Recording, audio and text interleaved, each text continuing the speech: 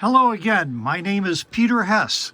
Welcome to the second video of the layout named Toledo Terminal Lines.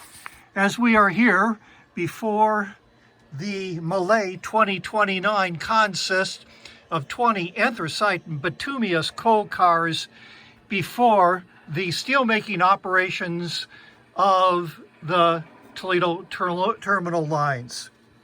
Last video you saw an overview of my O-gauge layout set in 1935 Toledo, Ohio. We saw the details of the iron making facility. First of all, before we get on, I want to give a shout out to Neville and Don who inspired me to produce these videos. Now, a brief recap. My layout features Toledo, Ohio in 1935. This is the post-Prohibition era, still caught in the grips of the mighty Depression. Toledo has a very heavy industrial base, but is struggling to remain viable during the Depression. This video will cover the steel making operations of the layout. I really enjoyed making this section of the layout because I was able to use the class I took in 1967 at the University of Toledo College of Engineering. That class was called Process Design. And we designed how to make these models. As you can see, I really like that course and the information stuck. I will show you today the 4 steelmaking operations in this 1935 layout. They are the open hearth shop, the rolling mill, the Bessemer converter operation, and the #1 press shop. My steelmaking operations are not integrated with the iron making facility as shown in the first video. That means the iron is transported by rail to this operation. The steelmaking operations are in a space of about 30 feet length and 5 feet deep. The steelmaking space is on the second tier at about a 42 inches level from the floor, with transformers and a return line hidden below. And above is a return track some 18 inches above the floor of the steelmaking shop. As you can see, most of the return track is not visible if you're looking at the buildings. There are 2 entryways into the mill.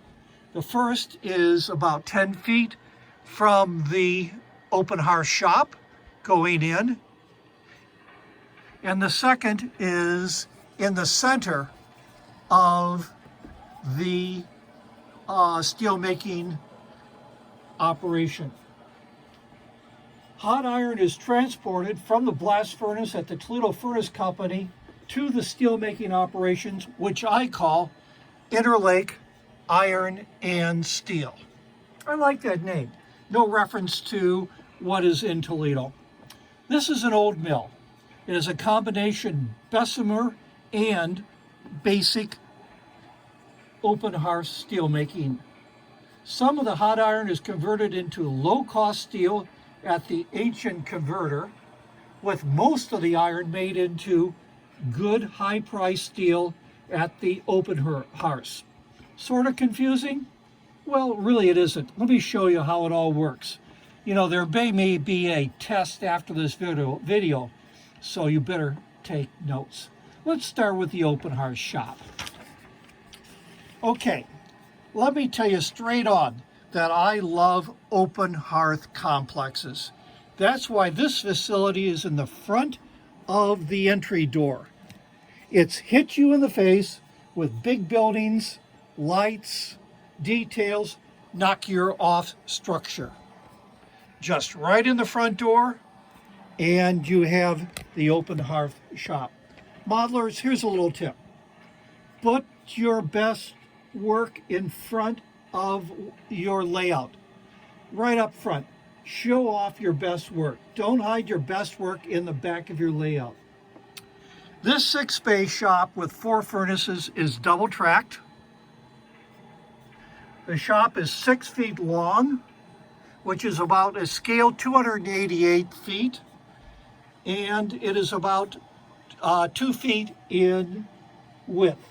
This is a small but reasonable sized shop that is designed to take all the hot iron from the Toledo Furnace Company. I have a crude scrapyard set up in front of the mill, and also a ladle and ingot preparation facility. At the entryway of the mill, I have a cute little repair shop that is highly detailed.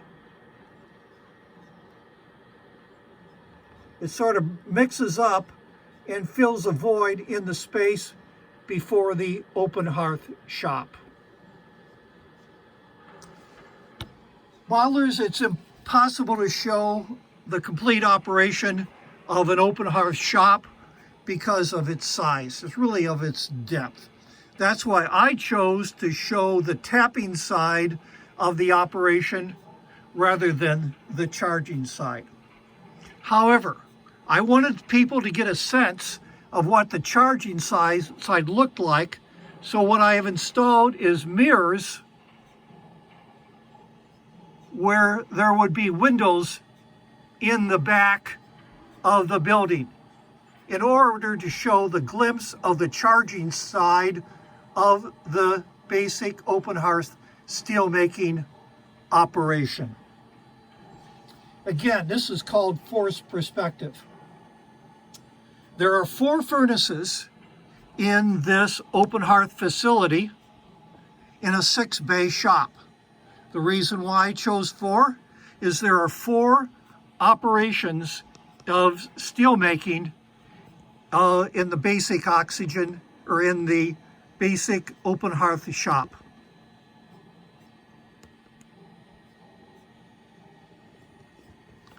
The first stage is scrap charging.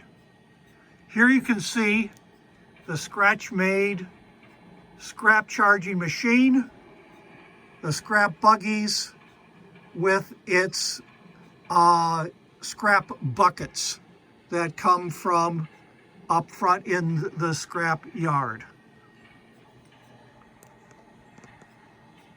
The second part is the introduction of hot metal into the open hearth. Here you have a hot metal ladle full of hot iron being dumped into the open hearth. Notice that the crane operator may have spent too much time at Jimmy Schmidt's bar across the street and is a little tipsy because that ladle is a little bit askew. The hot metal is represented by a 9-volt LED light in the ladle bucket. Notice the open hearth. What you have there is all the piping for the coke oven gas being blown into the open hearth to heat the metal to 2,800 degrees Fahrenheit. The first open hearth, scrap charging. The second one, hot metal. Third one is melting, and the fourth is tapping. The flashing is caused by heat-activated incandescent red bulbs inside of each open hearth, and which allows the representation of the firing off of the coke oven gas to raise the temperature up to 2,800, 3,000 degrees. The last operation, or the last of the open hearths, is the tapping operation. Here you have the scratch-built 200-ton crane holding the ladle of hot steel, and down below you'll have the slag pot partially full of slag. Note that Slag and steel are different colors, but that said, both of the ladle and the slag pot is covered 12-volt LED light with clear plastic on top that has been sanded and then painted with acrylic paints to represent steel. You'll see the ingot buggies here. They are scratch made. They're not as good as Neville's. I want to learn how he makes his buggies to be operational, but I'll need to do that at a later time. I always run my LED and incandescent lights at 3/4 of the power that is designed because I want the lights to last longer. Now transitioning from the open hearth shop to the rolling mill. In between, you'll see a little tunnel. It shows behind it some coke oven batteries. Every mill has to have a coke oven battery. I did not construct one, or I have not constructed one to date, but this coke oven battery represents the facilities. In between, you'll see lines of coke oven gas coming from whatever would be the coke oven battery to the open hearth to provide heat and fuel for burning the open hearths. Little repair facilities in between, add some detail. I could have filled this up with something, but I didn't. You will notice that the open hearth and the rolling mills are not 90 degrees to the viewer. I do that on purpose. I do not want to have people looking square into any of my facilities. You notice there's 2 lines going from the open hearth into the rolling mill. One from the tapping line that goes into the stripper aisle. Stripper that removes the steel ingots from the molds. The second one from the main entrance, central entranceway into the rolling mill. Now looking down the rolling mill, again, we're talking about forced perspectives. You will see in the very far back a reheat furnace that's flashing. That reheat furnace is all lined inside with mirrors, lighted by LED lights, and the flashing is again a heat activated light sensor incandescent bulb. You will see this line of ingots ready to come in and or out of the reheat furnace. They're a separate color from ingots that are ready to go into the rolling mill. Again, I'm looking at forced perspective, forcing the viewer to look at the operations as I want them to look at, so they have a good side view of everything and being able to look at something in a more realistic fashion. The middle area was once a blooming mill, which will be in the future probably a quench tank, which will be animated. Let's go take a look at the rolling mill. Here we have a good animation.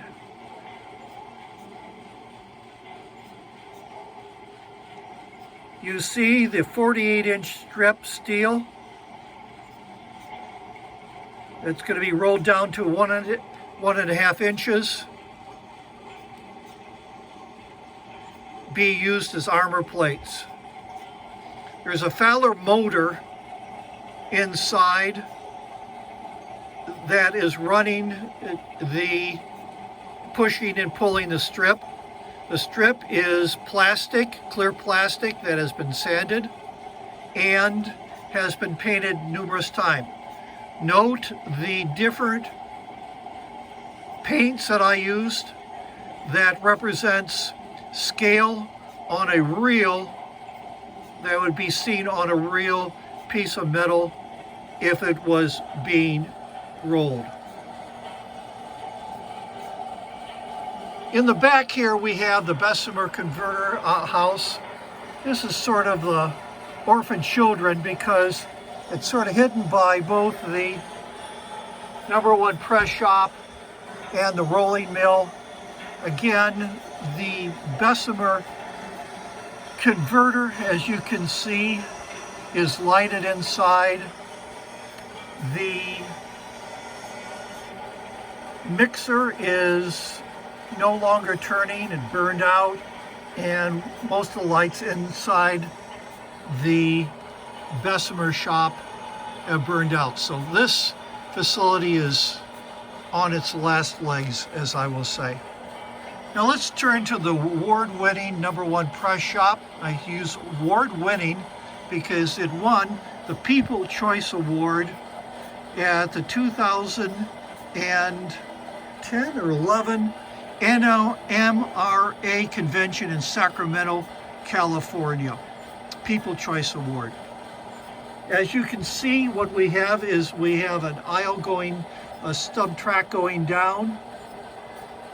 In the front, we have consists of a 12,000 ton press. This mill is designed after the #1 press shop at the Carnegie Steel operation in Homestead, New York. Except for the spacing of the operations, all of the piping is exact and true to the design drawings I received from the Library of Congress. You probably could hear this operation has sound to it. Fantasonics engineering sound by Jim Wells. It's continuous loop, 2.5 industries. It runs for about an hour before it repeats. This is the press that would press large ingots into the flat or armor steel plate, whatever was necessary. The second operation is the hydraulic accumulator, which stores energy. And as the heavy weights go down, it pushes and compresses the ram in the press. Both of those operations are run by Fowler motors. The compressed water is provided by a 6,000 horsepower steam engine.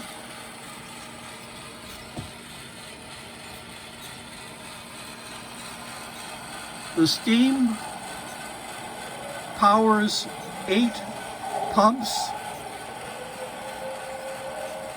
that compress the water to push up the operations at the hydraulic accumulator. Here I have a 60 RPM AC motor that has been geared down to the appropriate speed, I think, to make everything fine. There are 3 speakers inside of the building.